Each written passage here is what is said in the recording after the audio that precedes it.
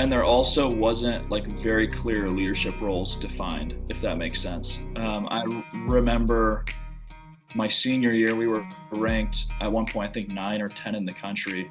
And going into that year in the fall, every year we would have like a welcome team barbecue where, all the team would come over to whatever, my house or someone else's house. And the first hour would just be us kind of going over rules for the new guys, whether they were JUCO players, transfers, freshmen, just kind of going over what the rules and expectations were from the player side.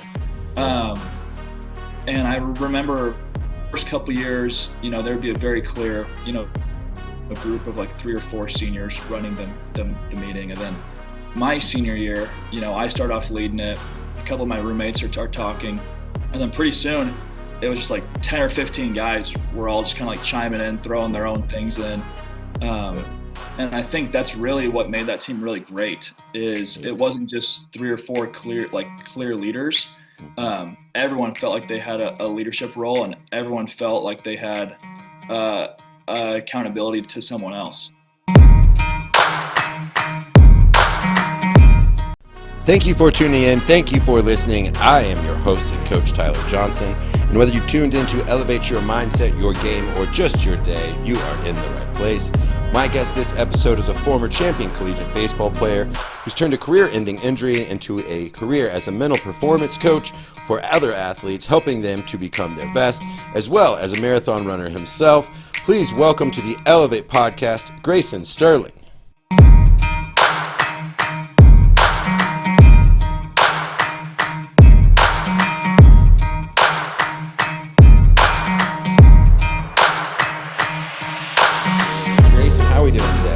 Doing great. Happy to be here, Tyler. Thanks for having me on. Yeah, excited to have you. And I guess to start, we always just want to give our listeners a little bit more about yourself and kind of what led you into kind of the work that you do now. Yeah, definitely. Well, what led me into the mental performance world was somewhat through my own experience. I'm from Idaho. It's a small, like I'm from Boise. It's definitely grown recently, but when I was growing up, it was really small. Not a lot of coaches came out, and so you had to work really, really hard for wherever you wanted to go and play. And for me, that was always, I want to go play college baseball. So worked my butt off. Got a couple scholarships at the end of high school. Went to Gonzaga University, played baseball there. Had that whole experience of redshirting. My second year was COVID, so first 2 years didn't play. Finally got to play my junior year, played my senior year. Came back for my 5th year. Was looking like it was going to be a huge year for me. Hopefully get drafted.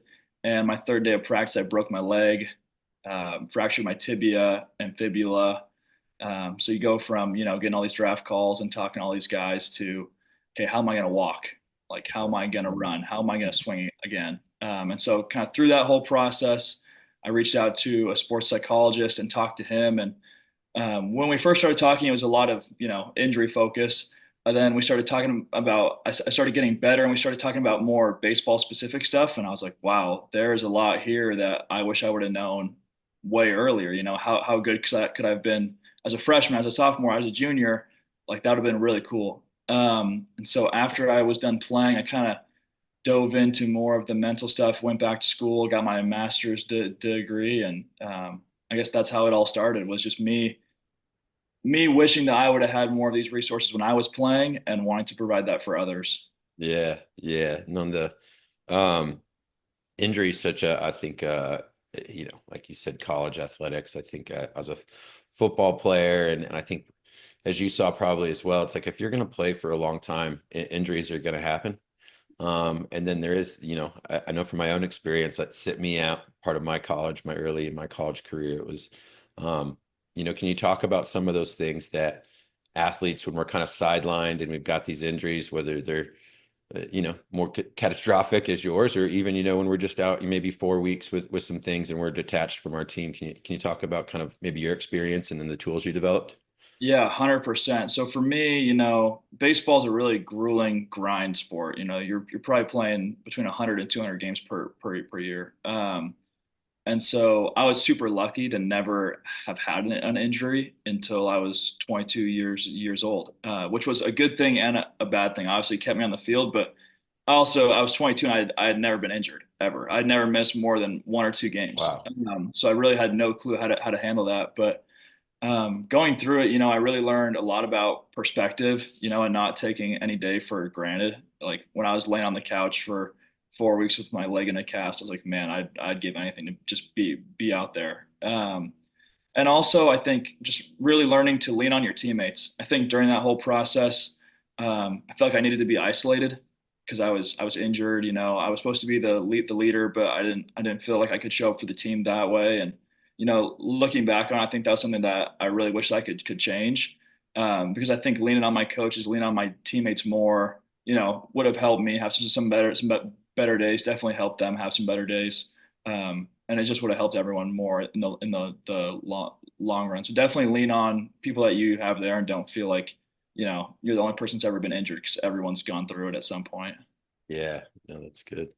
Um, yeah, baseball is such a game kind of wrapped up in, the F word failure.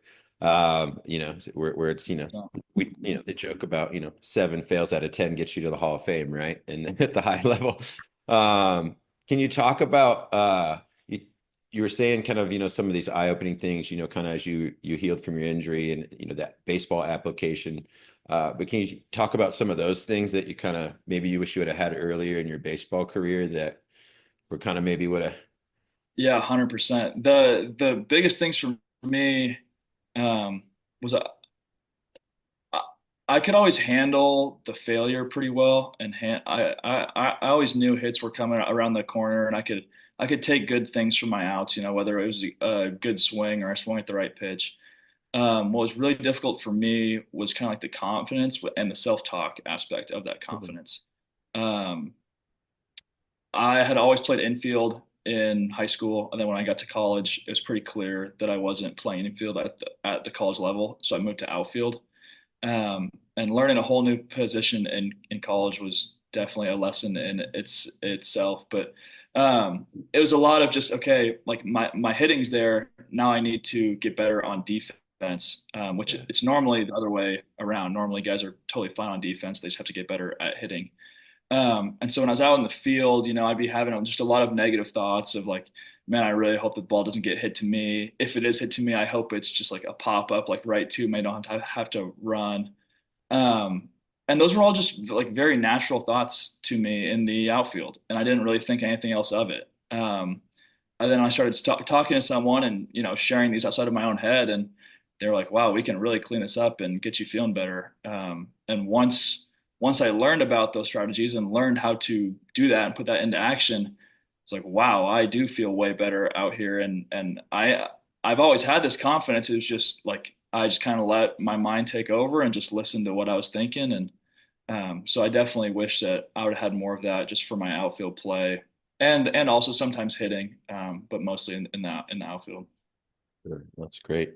Was there a coach kind of along your journey in your career that kind of stands out as someone that was really kind of more that you still kind of, like see you kind of smile right now when I like just Yeah. mentioned that. So I'm curious, Oh yeah, is there, 100. is there a coach that kind of pops out that, just you felt was a little something extra special for you and in your progress and growth? Yeah, definitely. Our associate head coach at Gonzaga, Danny Evans, he kind of took a chance on me out of high school. One of my assistant high school coaches knew him and had played under him before and played under some of our other coaches also. And I think he probably gave Danny a phone call when I was in high school and said, "Hey, I got this kid. Like, take a look at him." And they definitely did. And um, they gave me a chance out of high school. On a kid from Boise who.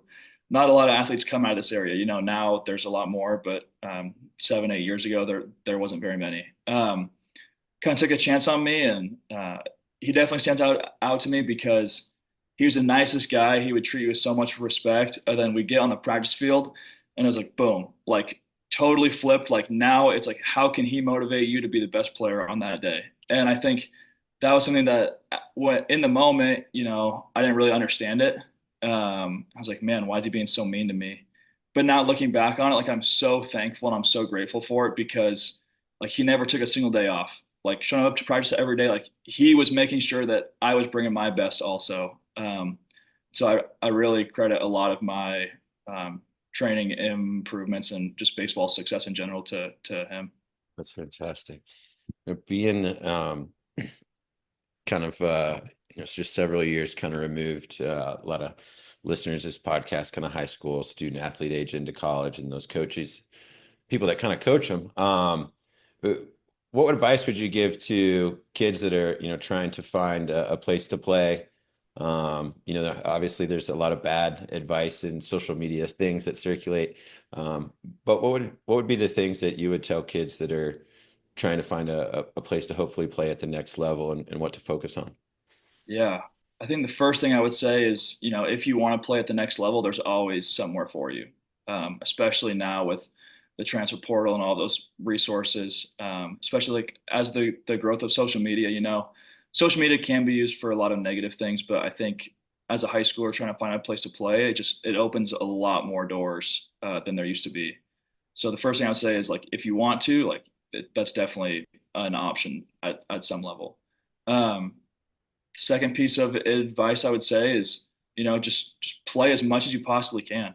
I think, especially if people are listening from your area, Colorado, we're at such a disadvantage with the weather compared to somewhere like Arizona, Texas, California. Like, just play and practice as much as you possibly can, and try to make your play and your practice as competitive and as fun as you possibly can. I think so much of the like the travel ball circuit now, so much of like specialized high school sports is so focused on competition, which is it's honestly great. Like that's awesome. It Yeah. it should be that way, but we play our very best like when we're having fun and we're Yeah. loose Yeah. and we're like I think we put so much pressure. I know that I did. Going to all these summer tournaments and fall showcases, you're like, man, there's all these coaches with clipboards and they're not really talking to you, they're not really saying anything, they're just making notes. And of course, you can take that and run with it in so many different ways mentally. But just kind of, let them do their thing. You go out, have fun, play your very best because that time goes by really quick when you're in high school and doing all of that stuff. And when you get to college, it's a lot more performance based. So definitely just have fun and just play as much as you possibly can. Yeah, no, that's great advice. I think I'm glad you said the our favorite F word, fun. It's I saw a great video recently of some, I think it was I can't remember, it was high school or college teams, but they had a rain delay and they were throwing a ball back and forth, playing tic-tac-toe on the Mm. ball things. And but yeah, I always love like some of the things that the college guys come up with when they've got some downtime. Even with their opponents, like dance offs. I've seen some dance offs and things. Was there any uh kind of fun things that you remember from kind of your college team where there's rain delays or travel, or funny stories that kind of stick Oh out? yeah, definitely. I mean, so many things stick out, and I think if you're a high schooler listening to this, like when you look back, those are the things that stand out to you, right? Like, I mean, obviously, like big moments for me stand out also, but those times with your friends, like that's the stuff that you're never gonna forget about. One story kind of similar to what you're saying about the rain delay. Um, it was the summer between high school and college for me, and I had gone to South Dakota to play in a college league. All right. It's kind of my first taste of being away from home, somewhere that I didn't know, like living on my own. Everyone on the team was all college guys, just like in the summer. So I was the youngest guy, and they were kind of showing me the ropes of how to be a college baseball guy. And summer ball, like we're taking it serious, but there's also this pretty big aspect of just having fun and we're all in a different place. So crazy South Dakota rain comes in and it rains crazy hard for like 10 minutes and the field's soaked. And so we're kind of just waiting for the field to dry off. Um, and one of our pitchers went out onto the field, like went up to home plate, and there's all of the fans are still there waiting. He went up to the plate and like fake hit a double and like bat flipped it, and he's like sprinting around first base and he's sprinting towards second and he did like this huge dive into second base and stands up, and all the crowd's going crazy, and he's just covered in mud from his neck to his cleats. And I think everyone kind of got a pretty good kick out of it, and that guy was soaking wet and covered in mud the rest of Yeah. the day. So thankfully we didn't end up playing. We ended up just going home. But for some reason, when you were talking about rain delays, that story came back to me there. See, that's like I feel like the college guys have so much more fun. Like I'm gonna date myself. My dad was a Dodgers fan. I remember I think I think his name was Craig Dempsey was the Dodger, but like every time there was a rain delay, he would go get a pillow and like stuff it up into his shirt and then just do exactly that like during major league games. And I'm sure some guys got hurt like goofing around, and that's why they don't do it. But it's like, yeah, like the major leaguers used to like go out there and slide on the tarps and have some fun. But yeah, Yeah. you spend a lot of time in the game of baseball, not at the plate and not in the outfield, in between games and a lot of the practice. And so, what on that kind of note, you mentioned kind of, yeah, the summer league. I remember in college, I worked like a party deck at one of the wooden bat leagues and watched all those college guys play in the summer. Um, but yeah, from your college team to those summer teams to high school, what were some of those things you recognized when you felt the team had a better culture or a little bit more unified Mm, of a team? I know you guys had some great success in your college teams, but what were yeah. some of those things that you noticed? Yeah, that's a great question. I would say the first thing is like the best teams that I was on, we seriously we did everything together, and there also wasn't like very clear leadership roles defined, if that makes sense. Yeah, I remember my senior year, we were ranked at one point, I think 9 or 10 in the country. And going into that year in the fall, every year we would have like a welcome team barbecue mhm, where, all the team would come over to whatever, my house or someone else's house. And the first hour would just be us kind of going over rules for the new guys, whether they were JUCO players, transfers, freshmen, just kind of going over what the rules and expectations were from the player side. right. Um, and I remember first couple years, there would be a very clear, a group of like 3 or 4 seniors running the meeting. And then my senior year, I start off leading it. A couple of my roommates are talking. And then pretty soon it was just like 10 or 15 guys were all just kind of like chiming in, throwing Yeah, their own things in. yeah, Um, and I think that's really what made that team really great is it yeah. wasn't just 3 or 4 clear leaders. Mhm, Everyone felt like they had a leadership role, and everyone felt like they had uh, accountability to someone else. And I yeah, think that's where the best teams come and the best team chemistry is because everyone's bought in. Like everyone knows how much that year means, the games mean, and if someone else is messing up, you have 40 guys with eyes right that are going to say, "Hey, we don't do it that way. We do it this way. Like let's fix things." And I yeah, think some of the teams that weren't the best chemistry wise, that weren't the best results wise, it was because whatever we had 5 or 6 guys that saw themselves as leaders, and everyone else didn't. yeah, And it was the people that didn't see themselves as leaders are like, well, one of the leaders will handle that, or someone else will yeah, handle that. yeah, Whereas on the better teams, someone just stepped up and just said it. yeah, And definitely, like with that, also brought this level of closeness where it wasn't very clicky. yeah, Like yeah, some teams I was on, you had this group of 3 guys wants to go do their own thing. This group of 4 guys wants to do their own thing. And when everyone's bought in, when everyone's on the same page, like we were just one big team of 40 guys, and it didn't really yeah, matter who you were with or who you were hanging out with. So yeah, I yeah. think definitely that helped a ton. I like how you brought up the clicks because it's always I was thinking, click ships don't win championships. I've never heard a coach or player after a championship be like, man, we just really stayed in our cliques this year and left each other. Like, it's you have to have that thing. And I think what's really cool in hearing your experience, because coaches emphasize this a lot in a lot of sports, is, the great teams are player led. Mhm. But then it becomes, like you said, I can't just have five leading 40. I Yeah. need 40 leading 40. And so if the great teams that are player led, you have to kind of, expand and not pedestal certain leadership roles because I think there's a variety of ways that people can lead and contribute.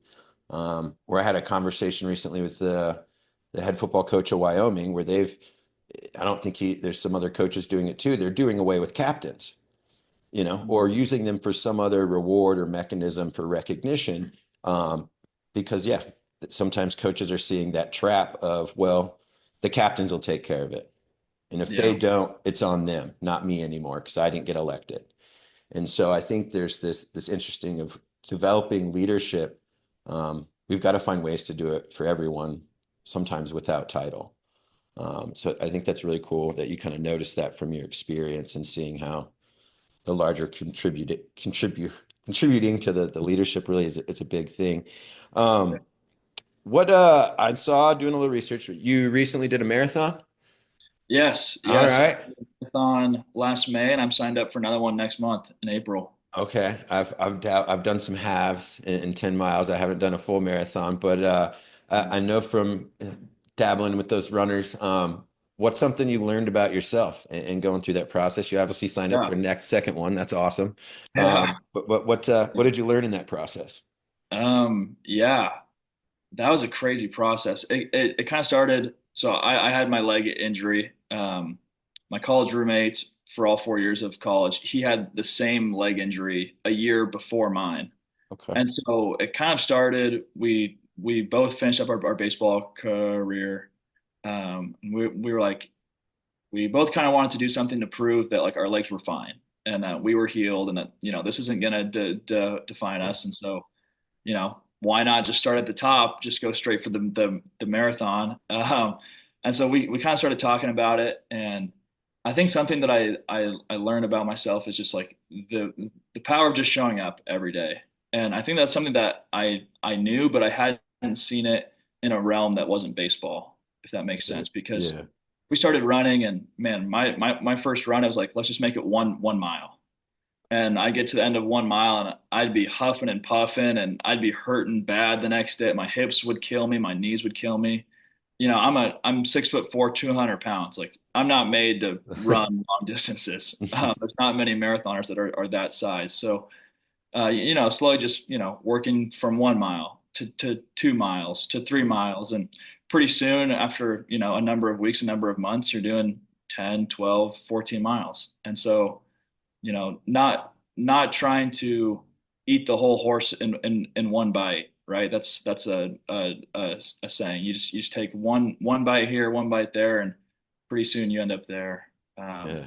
But yeah, marathons are crazy, man. I do not blame you for doing that's half is like the perfect distance. It's like right It, where it kind of starts to suck, and then you can be done and feel good about your day. it's a different training level and recovery level when you start pushing that. I am tempted to do like a trail, like 30-mile ultra in the woods or something. Mhm. So, find the right thing. But no, that's a great story. I love, yeah, from your injury to, completing the marathon and doing it. Where's the next one you're doing? We're doing the Eugene Marathon. So the Yeah, first one we did in Spokane, so we kind of wanted it to be close to like our college and kind of have that like circle. yeah, Now we're doing Eugene, which is we just said like what's the like biggest one? Like we want the most energy, the most people, because yeah. that's what's fun about races. Show up and everyone's excited and there's a bunch of fans and stuff. So we're doing that one. I think it's maybe in a month from today. I think it's like April 26th, April 27th. So we're getting pretty close. Sweet, rock on. Yeah. Um, well, yeah, whether it's kind of maybe something in running or things that have to do with kind of baseball, I think one of the things that um, always can help it is kind of having solid routines. I find the baseball world has you get a little more pre-bat routines, a different thing, pre-pitch routines, all these things. Um, did you have some key ones when you were a player, and then uh, talk about that, and then also things that you like to see or coach kids up on how to have good routines to help be helpful. Yeah, yeah. When I was playing, it was always like same exact thing as far as batting. Same exact thing, same thing in between every pitch, and all of the research shows that just really helps with comfort.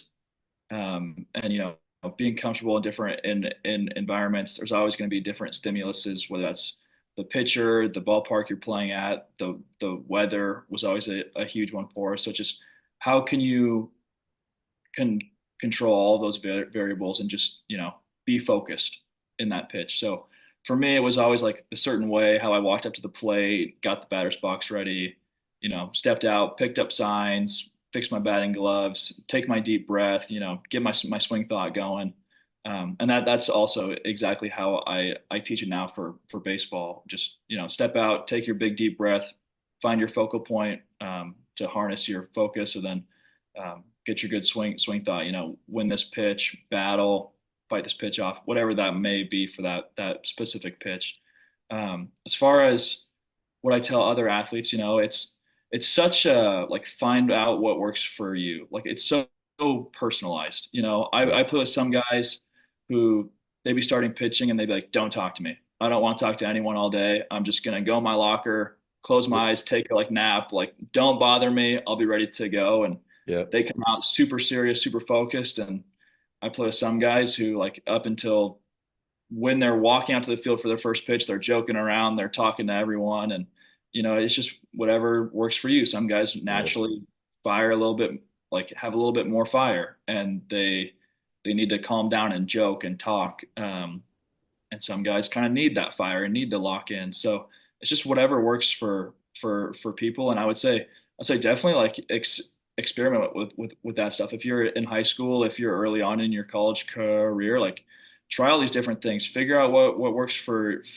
you, because I think a lot of people just kind of do what they see and do what they see, whatever major leaguers or pro athletes or college Sure. guys do on the TV or on social media, and they never really find what works out for them. So I would definitely say just like experiment, and then when you find things that you like, just make sure you do it whatever before practice, Yep. before game. Like make sure that you're not changing it, uh, whatever in between practice and some game, just Yeah. because the game's more serious.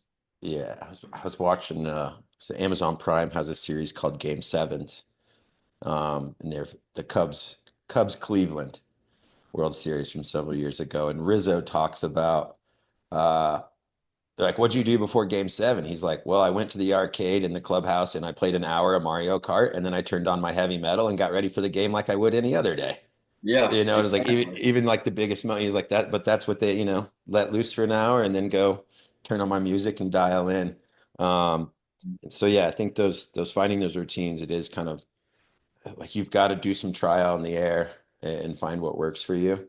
So I love that you kind of got into Yeah. some of that. Was there, you mentioned kind of you going to some sports psychology and utilizing that. Was there, you talk about that person, or were there other mentors and other people that you kind of look up to in the space that kind of help you develop? Yeah, so right now my CNPC mentor is a huge help, Liz. She's been awesome. We've been meeting um, probably once a week for the last year or so, just kind of going over my coaching. She watches my Zoom recordings and kind of gives me help on that stuff. Another guy that I really like. I've never met this person, but I see him on LinkedIn, and he's always putting out great content. Dr. Adam Nichols, I believe he's a professor in the United Kingdom, but he puts out really great stuff. Um, most of the people that I've met in this field are just from social media, just due to kind of the nature of this Yeah, job. It's a lot of content out there. There's not a lot of people in my area that do what I do, and so it's a lot of seeking out stuff like this. And sure. but yeah, definitely Liz, and definitely that Dr. Adam Nichols guy. He's a great guy to add on LinkedIn. He puts out really solid stuff. Nice. I'll definitely, yeah, have to look him up. Um, Final questions we wrap up. If we put you in the old time machine, sent you back to visit teenage Grayson, Mm, um, from your challenges and the things you've learned to where you are now, um, yeah, what advice would you want to whisper yourself? yeah. Um, I would I would say, well, kind of piggybacking on what I said earlier, but have more fun and don't take yourself as serious. I think I missed out on maybe some performance gains, maybe some more fun times just by trying to take myself a little bit too serious at times. And I kind of had this habit of like making moments a little bit bigger than they needed to Mm. be, just because like I thought that I needed that seriousness out of myself. When all the best times that I ever played was when I was loose and just having fun and just hanging out with my boys. And not that I wasn't present in those times. I had a great time. I personally wouldn't change anything that Yeah. I did, but if I could go back and tell myself, I just say, like you get to play baseball every day. And I think when we're so close to our sport, whether that's whatever, football, basketball, golf, um, I think we can be so close that some days it feels like a huge chore. Like, Yeah. man, I want to go anywhere besides the baseball field today. Or like I really don't want to go to the putting green. Then I look back now, it's like, man, like I would kill to be out on a baseball field, Yeah, like right. beautiful Yeah. weather, playing in front of Totally. thousands of people, like getting to hit the baseball, like that's where all the and hanging out with your boys, like For that's sure. some of the best times. And yeah, I just say it goes by really, really quickly. So make sure you're soaking it all up.